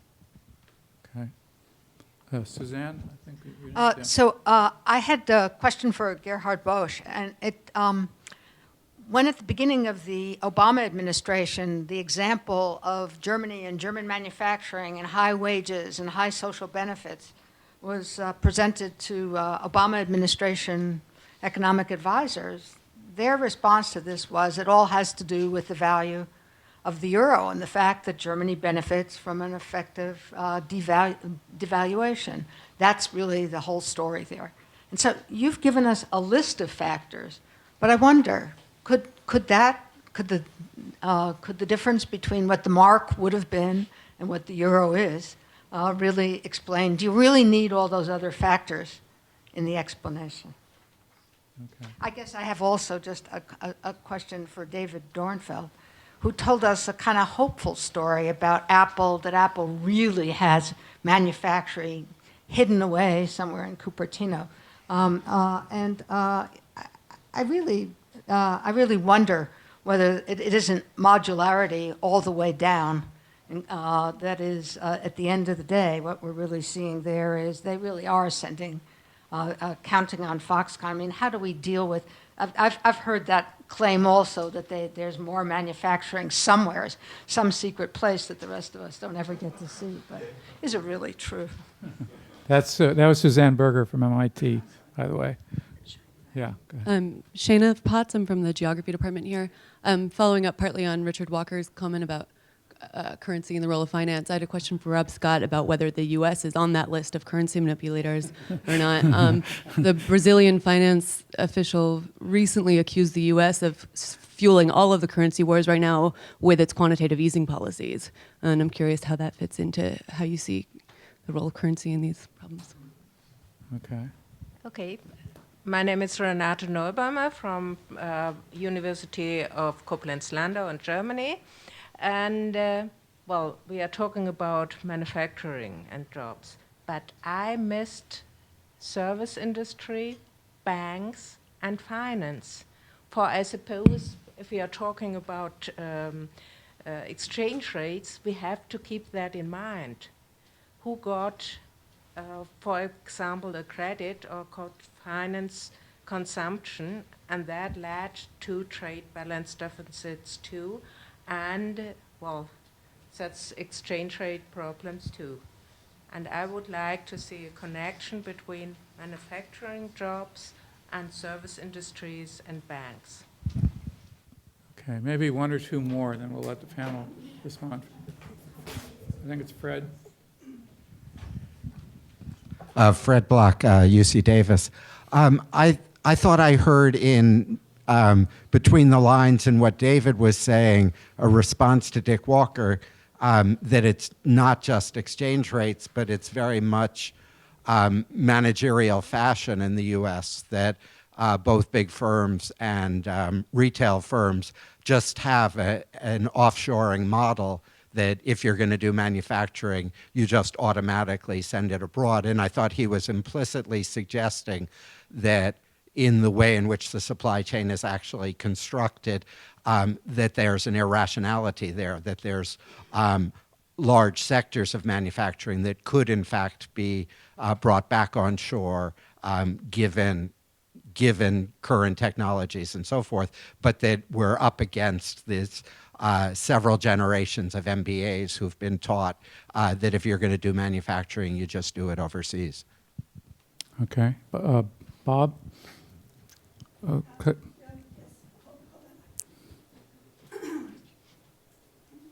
Just one short comment. Say who you are, too. Bob Cole, UC Berkeley. Just commenting on Fred's point, related. This was particularly brought to my consciousness during the stimulus, TARP and so on. It wasn't so much the issue of whether it's MBAs, I used to be in the business school, yeah, or whether it was banks and financial institutions that said, basically, if you want to borrow startup capital, why would you produce in the U.S.?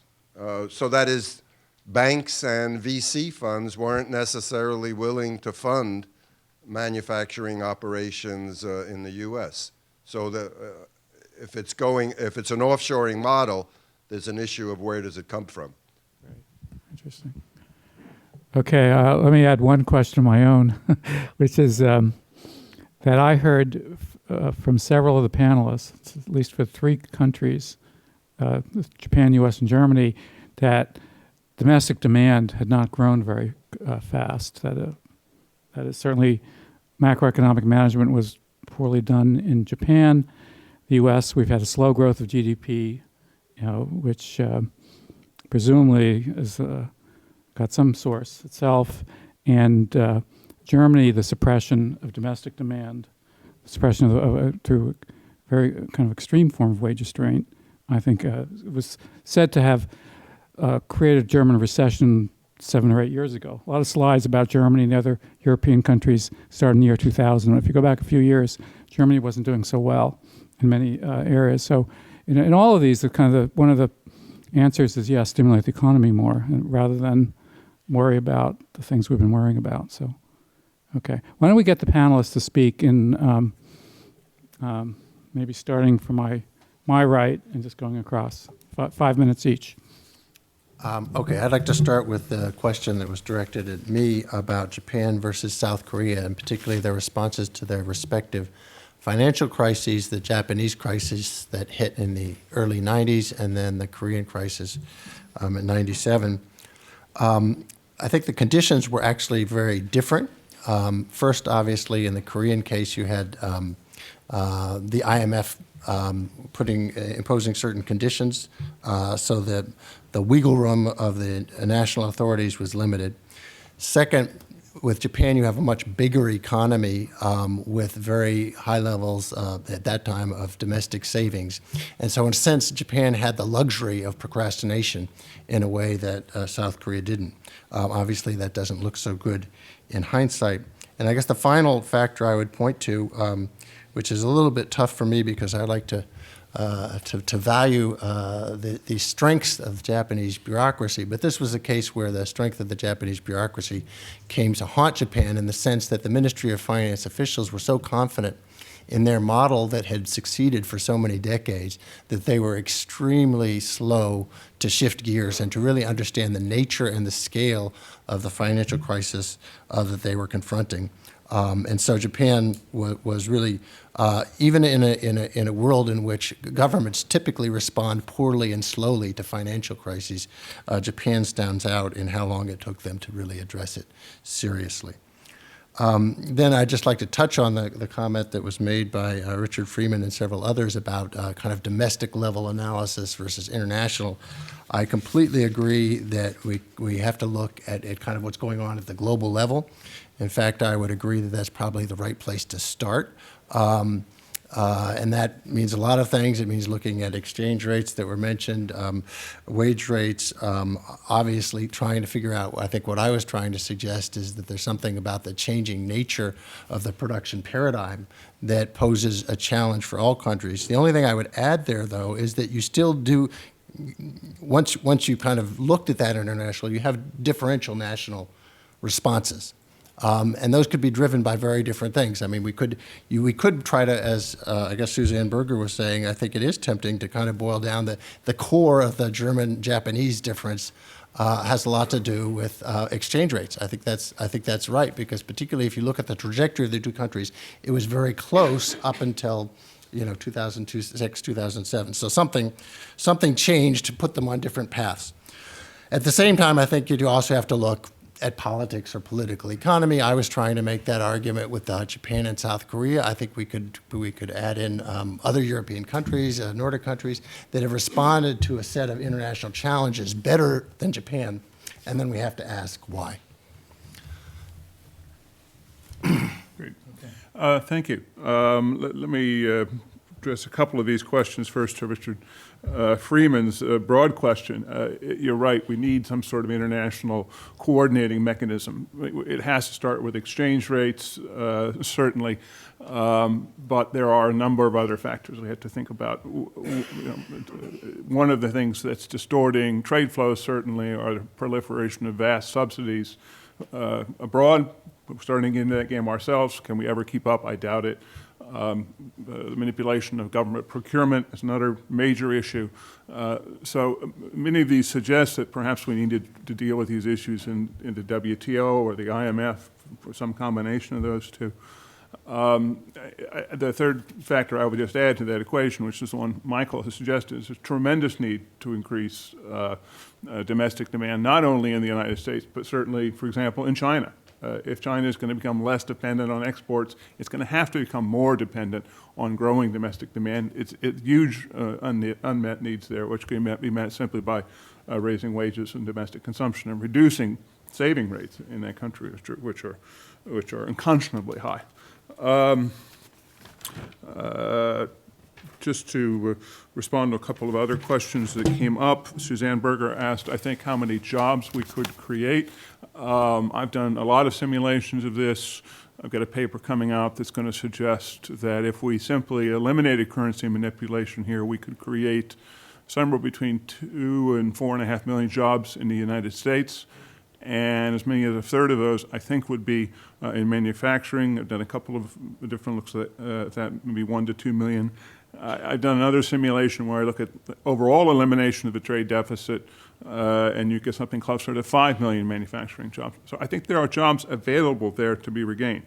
Another point I would make, and this goes to the question about other inputs into manufacturing. Manufacturing's footprint is much larger than just 11 or 12 or 13% of GDP. It is a huge consumer of high value-added services and commodities, and if you add those in as well, I think manufacturing is responsible for something closer to a third of GDP in the United States. And lastly, a question about whether the U.S. should go on that list of currency manipulators. I'm referring specifically to countries that engage in the purchases of foreign exchange reserves denominated in other countries' currencies. That's how they're defined by Joe Gagnon and others. And you would, I think, you have to also include in that list the growth of so-called sovereign wealth funds. The very wealthy oil exporters are accumulating hundreds of $billions in assets that they're investing abroad as well, and those are also affecting exchange rates. The difference between the U.S. and China is that the Federal Reserve is investing in our own assets, dollar-denominated treasury bills, whereas China is investing their currencies in dollar-denominated assets, and that's why it has a much bigger exchange rate effect. I think that's it. The first question, I think, is really the crucial question because it involves the question of the currency and international monetary regimes.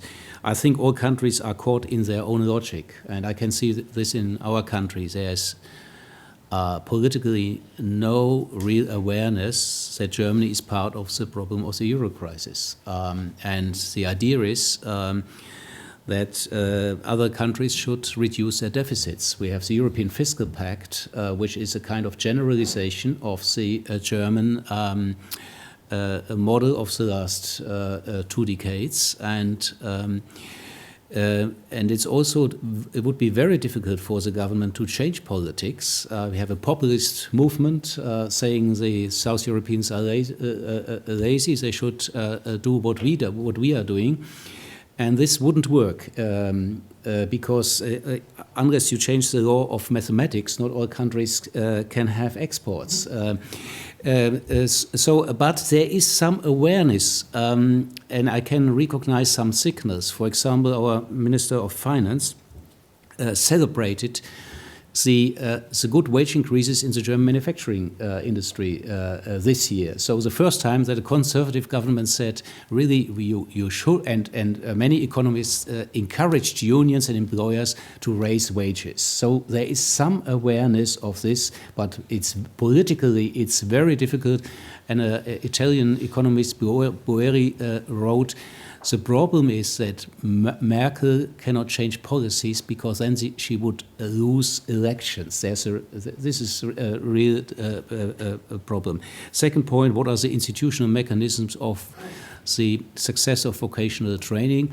I would say the main reason is it has a high reputation among employers, among parents, among young people. Why? First is it's a good training, not in restaurants, hotels, but in manufacturing. It's well paid. It opens up access to good jobs and also to careers. So it's closely linked with pay and careers. And it's not a controversial issue like in many Anglo-Saxon countries where you had the questions of demarcation, and we have a more or less a consensus between employers and unions to modernize the occupations. In the engineering industry, we reduced 47 occupations to 4 core occupations, which is really are very modern occupations and are really the base of German manufacturing at the shop floor. Question of Susan Berger. I would say the exchange rate helped Germany very much. It explains the growth rates, but it does not explain the whole story because the products have to be bought and there have to be demand for these products, and Germany has strong competitors. So the innovation stories, all the other elements are still important, unless you cannot explain the success. And I also had a dispute on this issue with some German economists. They said the exchange rate is explaining everything. I said no. I think even if we had a different exchange rate, we would have growth in the manufacturing industry because we are concentrating on certain markets where our products are less price sensitive. Of course, the German industry could not survive as a whole a revaluation of 30 or 40%. This would be a major shock, much bigger than the shock of the last crisis. And a final point, Renate Neubaumer, on banks. This is a long story. I didn't go into all details, but I think the diffusion of innovations throughout the German economy also depends on the strong influence of saving banks and in public property, which really give credits to small and medium-sized companies. And it's a main danger that through the European Commission, these public sector involvement in saving banks will be destroyed, because that's a business field for big banks, and they are going to destroy part of the German model, and they don't care for manufacturing; they only care for their profits. David? Okay, I think there were a couple of things that touched on my area of interest. First of all, if I gave the impression that companies like Apple are hiding manufacturing someplace in the U.S., and that was my lack of clarity in speaking, they're not hiding manufacturing. My point was that in order to actually design innovative products, you have to understand manufacturing very clearly, which means you have to practice manufacturing, at least in a prototyping sense. And the facilities, for example, that Apple has down in Cupertino is not to manufacture, but it's essentially to come up with the recipe and metrics for successful manufacturing, so when they take it to Foxconn, they can do it correctly. In fact, you can't get an upgrade in business class from San Francisco to Shanghai because it's mostly full of Apple employees, engineers going back and forth, trying to make sure that the supply chain is successfully operating. It was interesting that I met recently with the head of the DFG in Germany, it's RNSF, and he was saying that Germans, and maybe you have a comment, but the German industry doesn't need to make everything, but they at least would like to make a lot of things that make things. So the U.S. Machine tool industry, which is one of the two key industries that he was talking about, disappeared about 15 or 20 years ago, mostly due to very short-term thinking, very much due to the fact that they thought the government would pay them to develop the product rather than developing it themselves.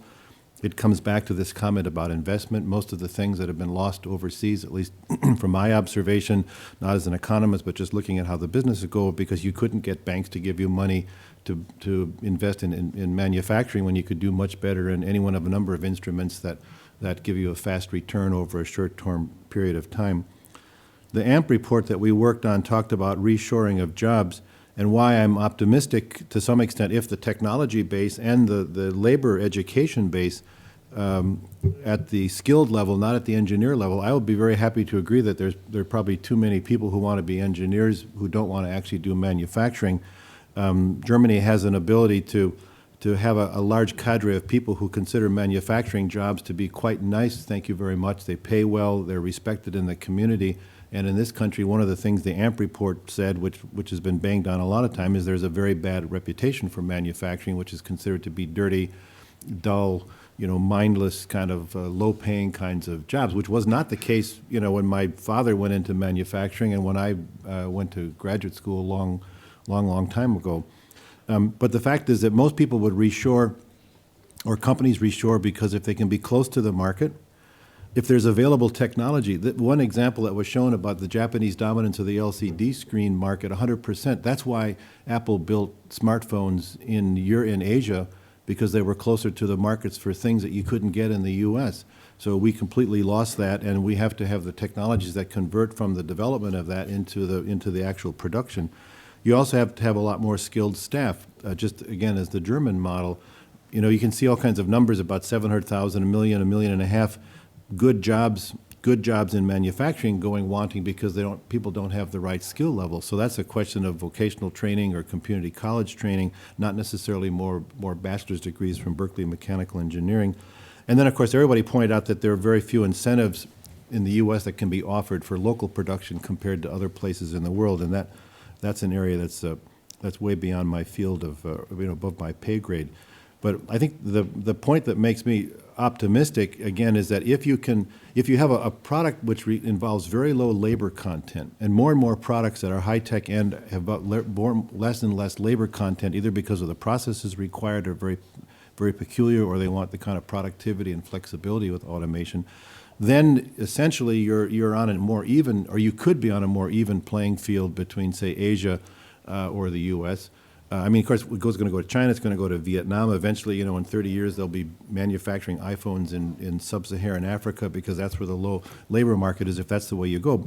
But I think you could actually have the kind of reconfigurability, the quality, the yield, the throughput that you need by building things in the U.S., but it does require the understanding you have to have skilled workers to do it at a different level than we've had. You have to have some kind of interested in financing for that. You have to have incentives for those kinds of things, and if you include one thing that I'm interested in, if you include sort of the carbon footprint or the environmental aspect cost, the externalized costs associated with environmental impacts of manufacturing in the cost of the product, then doing things in the U.S. where you're not shipping them via sea or air, and you have a clean energy and green processes, which are all quite realizable, and the sort of leadership work on that is being done in the U.S., then you have maybe a more level playing field. But again, I'm an engineer.